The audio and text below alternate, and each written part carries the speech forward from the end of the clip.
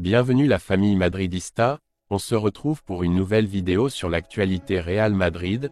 Le Real offre une dernière chance à Mbappé, la grave erreur de Vinicius dont tout le monde parle, les supporters du Real Madrid célèbrent, le renouvellement d'Ancelotti et le retour de Vinicius. Rejoins la chaîne, en vous abonnant pour rater aucune de nos nouvelles vidéos. Je vous partage tous les infos du Real Madrid chaque semaine. N'hésitez pas à vous abonner en activant la cloche de notification pour suivre toutes les dernières informations du Real Madrid. Je vous dis tout, on commence. Comme on pouvait s'y attendre, le Real Madrid va passer à l'offensive pour le recrutement de Kylian Mbappé. Dès le début de la nouvelle année civile, les merengues vont tenter une approche pour attirer la star du PSG. Le Real offre une dernière chance à Mbappé. Selon le média ibérique Relevo, les merengues sont donc prêts à revenir à la charge pour le crack bondinois. Mais ils l'ont bien fait savoir à l'entourage du joueur, ça sera leur dernière offensive. La porte sera définitivement terminée à un transfert si jamais l'intéressé décline leur proposition. Par le passé, le Real a déjà tenté à plusieurs reprises de faire signer Mbappé. Ce dernier les a cependant continuellement éconduits. En 2022, il avait même osé tourner le dos à la Casablanca alors que Florentino Pérez lui a fait la cour pendant plusieurs semaines. Plutôt que de rallier Bernabeu, il a choisi de prolonger avec Paris. Une décision qui avait été vécue comme une humiliation du côté de Madrid. De l'eau a coulé sous les ponts depuis et le Real a donc ravivé son intérêt pour l'ancien monégasque. La perspective de pouvoir l'enrôler sans aucune contrepartie financière était trop belle pour laisser passer l'occasion. Le PSG n'a pas dit son dernier mot. D'autres clubs, et en particulier des écuries anglaises, pourraient être tentés d'attirer le numéro 7 parisien. Néanmoins, le Real a clairement ses faveurs en cas de départ. C'est le club de ses rêves et il n'a jamais caché son admiration envers cette institution. De plus, pour un joueur de sa trempe, il y aurait clairement une logique à ce qu'il s'engage avec le plus prestigieux des clubs européens. Emboîtant ainsi le pas à d'autres légendes françaises, passées par les merengues, comme Raymond Kopa, Zinedine Zidane ou Karim Benzema. La balle est donc dans le camp de Mbappé. En fin de contrat en juin prochain, il a donc le choix une nouvelle fois entre rejoindre le géant espagnol ou alors lier son futur à celui de Paris. Il se murmure qu'il aurait déjà arrêté son choix. Après 6 ans passés avec l'équipe francilienne, la tendance semble être à un départ.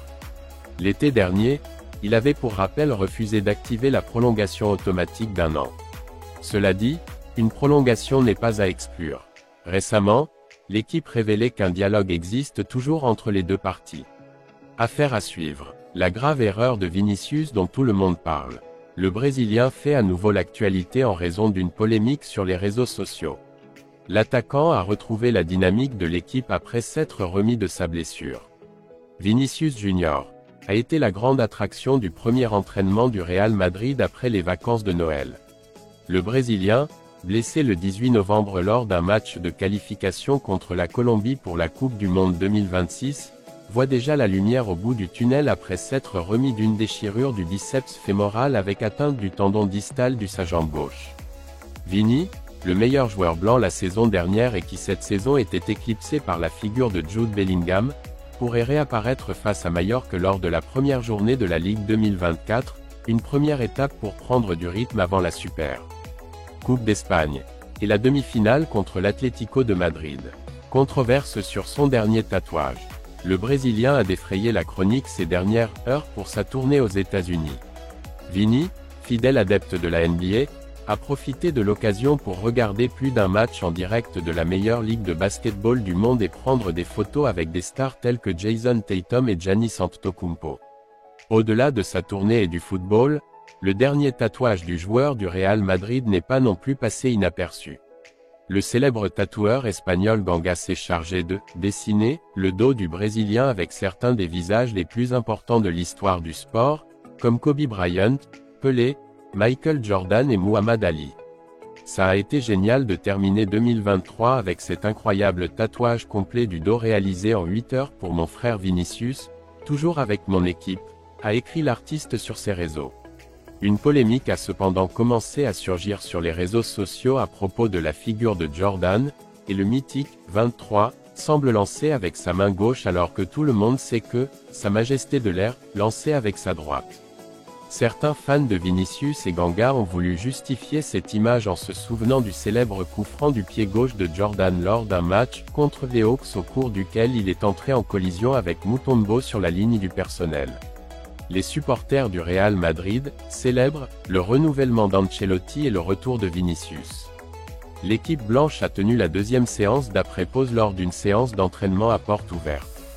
L'Alfredo Di Stefano était rempli de 5700 supporters madrilènes dans les tribunes de Valdebebas.